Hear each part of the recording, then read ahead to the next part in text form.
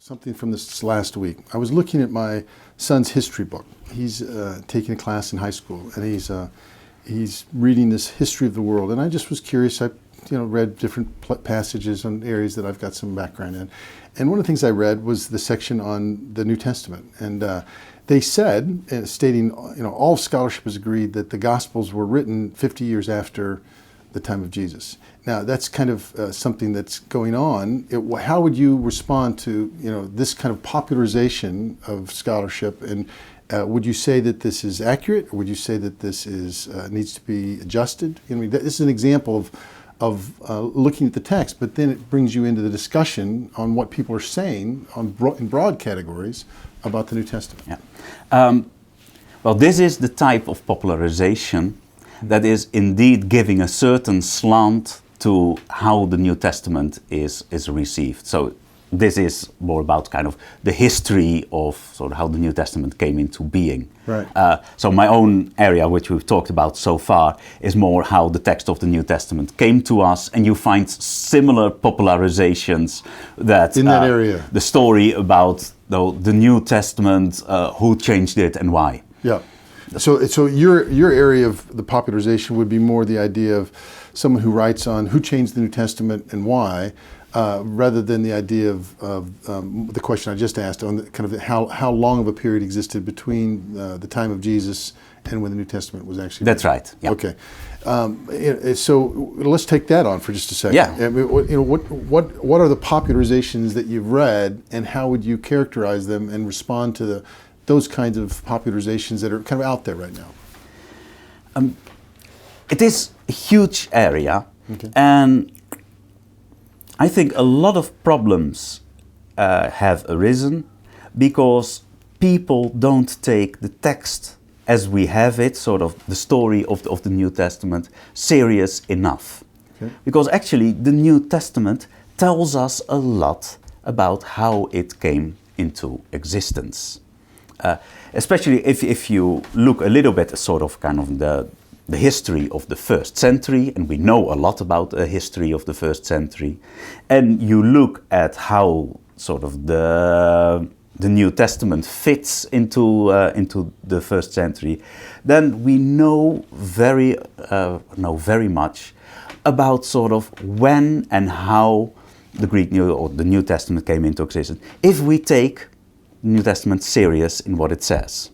Okay. If you start with a hermeneutic of suspicion, that sort of, you cannot trust what the New Testament said about itself, yes, then you can end up with anything you want. So basically, if you start with the presupposition that it's not historically accurate, you're going to have the conclusion that it's not historically accurate. But when you say take it seriously in what it says, explain what that means. For example, nowhere in the New Testament it says that Jesus wrote anything. I mean, that's interesting. Jesus was teaching, but there is no claim that Jesus wrote anything. Mm-hmm. And actually, when you look at the apostles, their early teaching about Jesus, there's nowhere a mention that they started to write letters. And then if you look at the earliest letters of the Apostle Paul, so to the Thessalonians, for example, perhaps the Galatians, and you plot those letters into the timeline as suggested by the book of Acts, then you see that there may be 15 to 20 years between the death of Jesus and the first letters that were written down. Okay. Now, the first letters don't make any mention of a written gospel, but they talk about the stories of Jesus as the traditions you have so faithfully remembered. So emphasis is made on the Church of Corinth that remembered the traditions of Jesus. And then Paul actually quotes one of those traditions, and he uses the words of the institutions of the Lord's Supper as were to be written down by Luke. But he refers to them as traditions that were remembered rather than as things that were written down. So let me just play with that for a second. You're saying that in the text itself, if you look at the text and take it seriously as a text, you can see that there are, in the timeline, there's 15, 20, 18 years between when Jesus died and was raised again, and you have the actual documents of Paul's letters, and he's referring to Jesus, the teachings of Jesus, as traditions in that 15 year, but they actually haven't been written yet. That's right. So we have a record, a historical record, a textual record, that the Gospels came after some of the epistles. Correct. Okay, so... Then the next step is that if we read the opening of the Gospel of Luke, the Gospel of Luke tells Theophilus that, many have written down an account of the things that have happened among us. So Luke, when he writes his Gospel, he talks about knowledge of other people who have written it down. He also tells that he is writing his Gospel so that Theophilus knows the certainty of the things he has been taught. So Theophilus had been taught things, and Luke writes down the things Theophilus has been taught. And the goal is to make sure that he's certain about it, that he really knows the truth of what he's been That's taught. right. And not just that he knows the truth, but also that he knows how it was taught to them. Because Luke makes it very clear that what he is doing is just as the ministers and eyewitnesses of the word have delivered to us. So Luke is actually admitting that he is writing it down just as they had been teaching it to the churches. And that is one of the explanations why Matthew, Mark and Luke resemble one another so much, because they are writing down just as the apostles had been teaching all the time.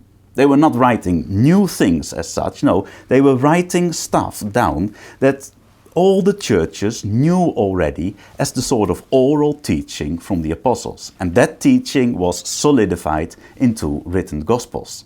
Now Luke says one more thing, because he says many have now attempted to write an account of the things accomplished among us. Among us accomplished. And that means that Luke still very much thinks of it as having all the things happened in his own generation. Rather than happened among our fathers or whatever.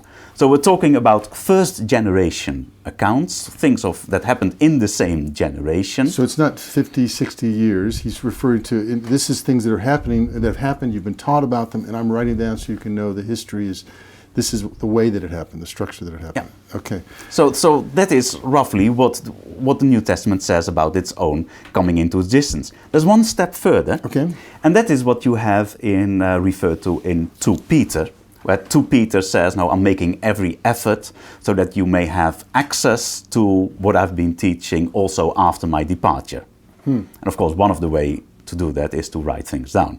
But then Peter says that, he talks about our beloved brother Paul.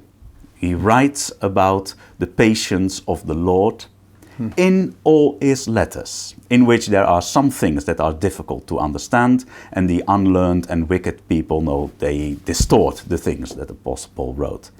But Peter refers there to Paul writing in all his letters. And he writes that sort of in his second letter. That means that Peter, by that time, had access to a collection of the letters of Paul. And he knows them enough to be able to comment on them. That's right. But also, he assumes that his audience, the people to who he writes, have access to that same collection. And they can check what he is writing, what the beloved brother Paul wrote in all his letters. So there you have a description of the beginning of actually bringing all the apostolic teaching together into a physical collection. And based on the historical evidence we have, we know that Peter died in the 60s.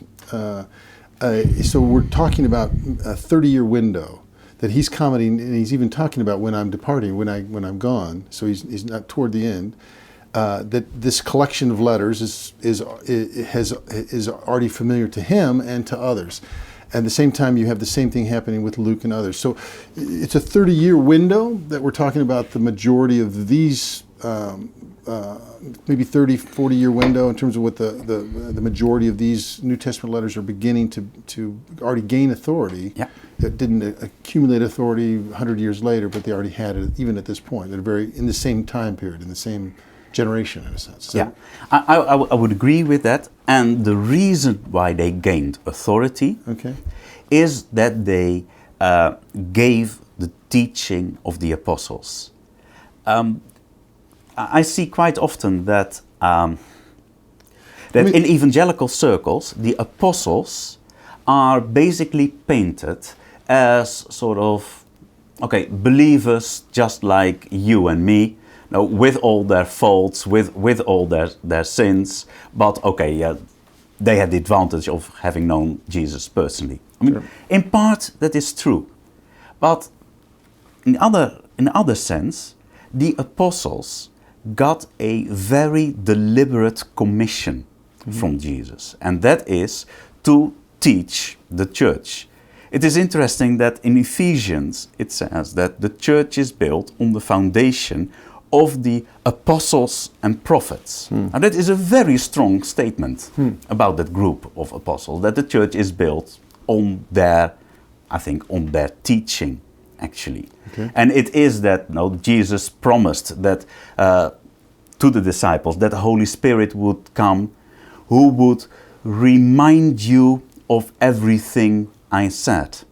Now, those are pretty strong words, again, where the Holy Spirit would work in the apostles in such a way that they would remember everything Jesus had spoken. So there is a sense in which the apostles have a unique role, a divinely appointed role in sort of producing the Greek New Testament. Now let me push back on that a little bit, because you have in Mark, and the tradition is often that Mark wrote down what Peter said in his teaching.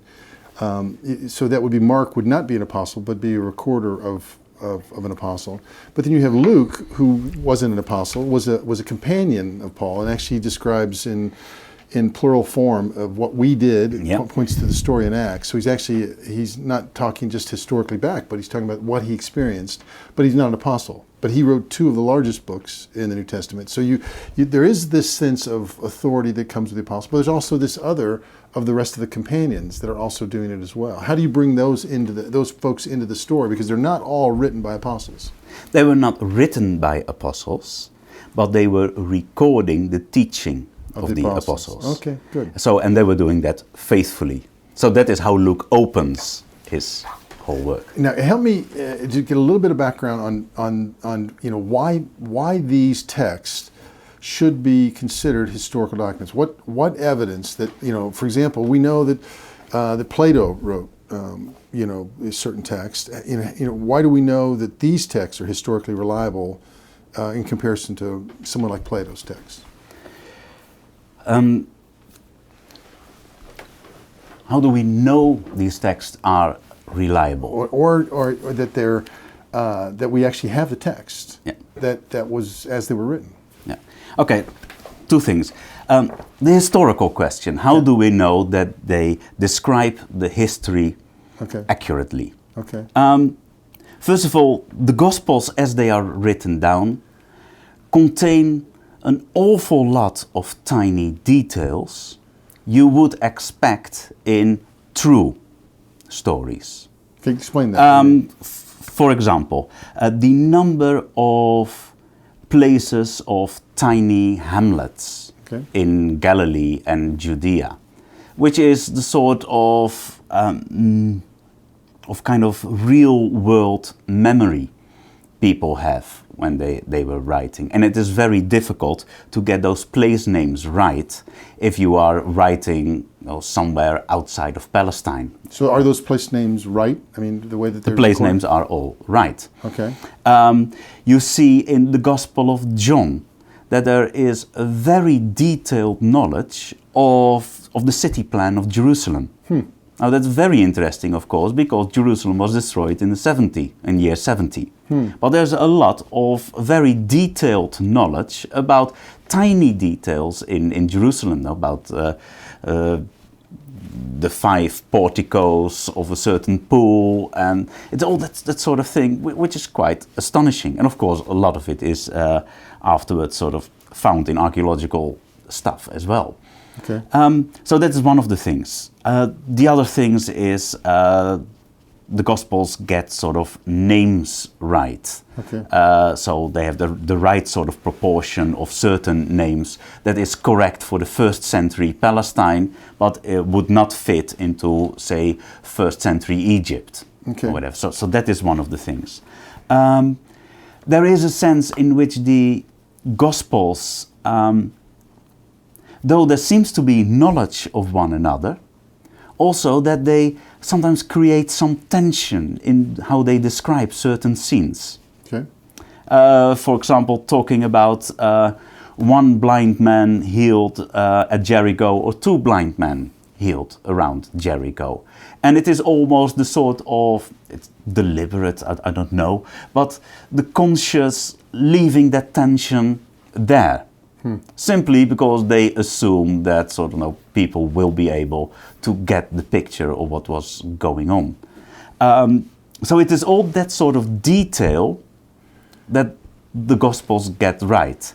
The other thing is, so often you see in the Gospels that things are said that go against sort of contemporary expectation. Okay. It is the tremendous worth given to the role of women in the Gospel stories. In the Gospel of Mark, for example, all the disciples fall away, and the last disciples who remain with Jesus at the cross are the women. That's sort of a fascinating detail. In the Gospel of John, Jesus appears first of all to a woman after the resurrection, which is so countercultural that... Why is it counterculture? Well, because legally, the testimony of a woman would not be allowed in court. So legally it wouldn't be allowed, and yet the New Testament is recording it because that's the way it happened. It wouldn't be what you'd expect because legally their voice would not be recognized. That's in the right. culture. Oh, okay. But yeah, if it happened that way, then you have to write it down. Way. That's right. Yeah. It is the whole notion of proclaiming a Savior who died a shameful death on the cross, which is so counter how any sort of Redeemer myth or whatever would be established normally. Because it shows him as weak, it shows him as a failure. Is that the idea? That's right. Okay. It is the thing that the New Testament is so independent of kind of Greek philosophical thinking, and actually records sort of its independence of it, that when Paul goes to Athens to preach Christ there, he starts to talk about the resurrection from the dead, which is an outrageous idea in Greek philosophy, and actually, the preaching there is recorded as outrageous. So it is that fierce independence of the norms. Of the norms and okay. what you find in the New Testament. That is a very sort of strong argument to say, okay, well, whatever it is a voice that almost demands to be taken seriously. It's a historical voice. And let me kind of summarize and see if I got it right. On one level, you're saying we have more and more confidence that we actually have the Greek text as we were originally written. Yeah. Than we did 50 years ago, or 100 years ago, or 200 years ago, that we actually have more evidence for the fact that we actually have the documents as they're written. And second, you're saying that because of the detail, on one level, the recording of names of places, names of the variety of content that's recorded that connects to what we know, but then also you're saying that it actually is countercultural in many points. The message doesn't use the respected voices of men, it uses the lack of credible voices, supposedly, of the women, but because that's the way the history happened. That's what you expect. So, based on just the idea of looking at, there's lots of things we could follow up with that, and we don't probably have time for that. I'd like to play just for a few minutes, though, about this new phenomenon that's happened in the last 10, 20 years of the Apocryphal Gospels. What does the word apocryphal mean? And what are the Apocryphal Gospels? The Apocryphal Gospels are Gospels, normally the Gospels, that suggest or that claim to give additional history of Jesus, but are not part of the Greek New Testament normally, or not part of the received text of the New Testament, or the received canon. And actually, almost all of these Gospels are, you can make a good argument that they were written at the very earliest in the 2nd century, but often later as well. Okay. So there is the Gospel of Judas, which we knew about for hundreds of years, because one of the church fathers mentions the Gospel of Judas, but we didn't have the text of it, so that was found in 10-15 years ago, which was nice, because it was an affirmation that it really existed. There's the Gospel of Thomas, which is a collection of 114 sayings of Jesus. It's not really sort of parables or history, but just Jesus' teaching. And that caused quite a stir, because some scholars had sort of speculated that a document that only contained teaching of Jesus should exist somewhere, and then the Gospel of Thomas was found, which had sort of superficial similarities with what those scholars had sort of speculated about. So therefore the Gospel of Thomas caused quite a bit of consternation.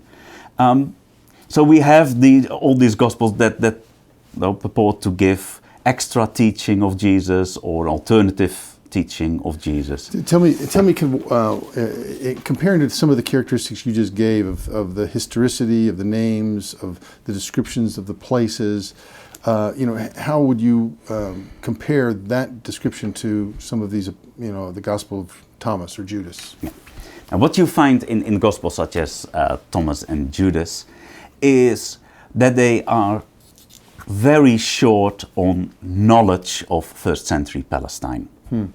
So they come up with Jerusalem, they come up sometimes with a name like Galilee or Nazareth, but then that is of course part of Jesus' name, or Jesus of Nazareth anyway. But that's about the extent of their knowledge of geography.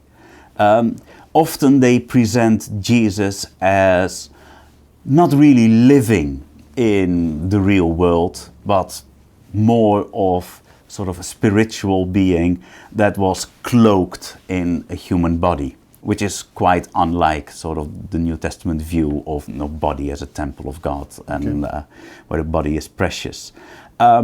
You see that in the non-canonical Gospels, the Apocryphal Gospels, there is not that much emphasis, or quite often it's completely neglected, that Jesus was promised in the scriptures of the Old Testament, or that he came to redeem people from their sins. That is something that's normally not there either. So while Matthew, Mark, Luke and John place heavy emphasis on the sin problem, a heavy emphasis on fulfillment of the Old Testament, and are rich in sort of knowledge of 1st century Palestine, the Apocryphal Gospels fail on each of those 3 accounts. So all of these reasons, people have historically placed them that they're, looks like close to 100 years after the original Gospels in terms of when they were written. That's right. But of course, if we read, again, we take the New Testament serious in what the New Testament claims, we know that from the very beginning, there was sort of apostolic Christianity, so the churches that stood in the line of the teaching of the apostles.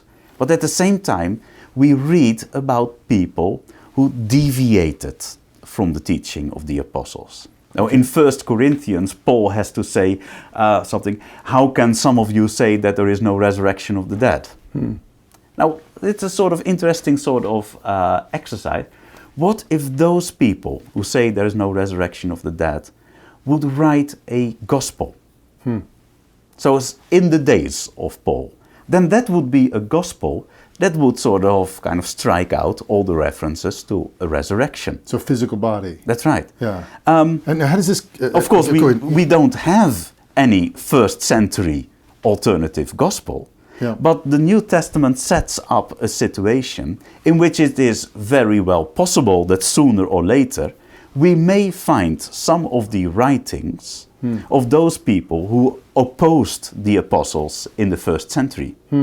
Paul warns in 2 Thessalonians that the Thessalonians should not be distressed by a letter seemingly written by Paul. Now, interesting, Paul knew about fake letters sort of written in his own name that were going around. We don't have any of those letters, but it is possible that sooner or later one of them will surface in some sort of rubbish heap or whatever. Okay. Now, you can almost imagine the type of headlines that would produce. Yeah, so, yeah. in kind of... a letter from Paul. That's right, the real Paul, Yeah. who did not believe in the resurrection. I'm going to play with that for a minute, but let me go after this earlier thing you said. You talked about the idea of that Jesus is portrayed as a heavenly figure, but not as an earthly figure. And then you also talked about this, the accumulation of the statements of knowledge that are often in the Apocryphal Gospels. Those ideas reflect the two major movements that happened in the second century of Docetism, of to seem that people began to feel like that these alternatives to the historic Christian position from the first century was to say Jesus wasn't really a human being. He was God in the flesh, but not really fully human. Is that one of the themes that comes out? And is that reflected in the Apocryphal Gospels? And then second, this issue of Gnosticism, the idea of the belief of the importance of secret knowledge. Is that also reflected in the Apocryphal Gospels? Yeah, both of them are very strong. Okay. So Docetism, that just Jesus now appears as a human being, but is not really human. That is pretty much the result of the Platonism that was rampant in sort of that time period. And Platonism is the sort of sharp distinction between the ideal world that exists up there, and at least sort of in the version as it was popular in the first and second century, and that contrasts with the sort of dirty world of flesh and food and everything else. So you get a very dualistic view of reality. There's the spiritual world, which is the good thing, and there is the earthly world, the fleshly world, which is a bad thing. So the Apocryphal, in a sense, could be seen as filtering the Christianity through the filter of Platonism, and having then these false ideas as part of it. The idea that Jesus only seemed to be human, which is interesting, is that it's the first heresy. It wasn't that he seemed to be God. The heresy was that he seemed to be human. Yeah. And then the second one is the importance of knowledge and the secret knowledge. Is that That's right. So that is typical for Gnosticism. Gnosticism is almost always dualistic as well. Okay. But not all dualistic sort of thing is Gnosticism. Yeah. So there's some mileage in separating the Those two. two. Gnosticism is always very much kind of dualistic, has secret knowledge that only the initiates will sort of achieve. It is very much what you will find Gnosticism is described as the real religion in books such as Da Vinci Code. So that is heavily Gnostic in its in its assumed religion. It has often some sort of a creation myth in which the pure God who lives above in the sort of the great white cloud, the luminous cloud, creates something that is slightly lower than himself, who creates something that's lower than himself, and ultimately after a long chain you get something that is so low that it can create something dirty as the earth. But it cannot be sort of a direct link. Creation, it's a separation. I'd like to finish this portion of our conversation with the discussion of what happened just in the last few years with, I think it was called the Gospel of Jesus' Wife. Can you tell us kind of the history of what happened and how it was exposed as a fraud? But it would be interesting just to kind of hear why it caused the reception that it did, because it caused a big reception. It was I think it was on the front page of magazines and all sorts of things. Can you give the history of that? Yeah.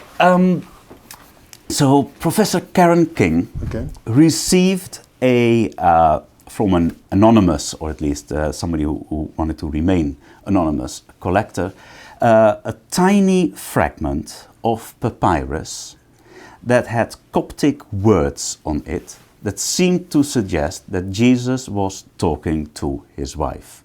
The whole thing is not that big, sort of this size, broken off at the beginning and the end.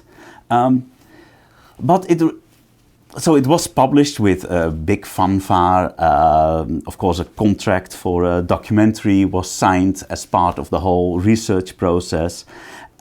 But no serious investigation was made in whether or not the fragment was authentic. And very quickly it was seen that the actual writing of the letters was so odd that it did not resemble any known Coptic sort of way of writing the letters. Then, of course, radiocarbon dating was done on the actual papyrus, but the papyrus was old. So, what has happened here? Well, people trawled through eBay auctions, and in sort of 2003 through 2004, quite regularly, old papyrus was offered that was obviously old in date, but where the text was so faded that you could almost write a new text over it without any problem.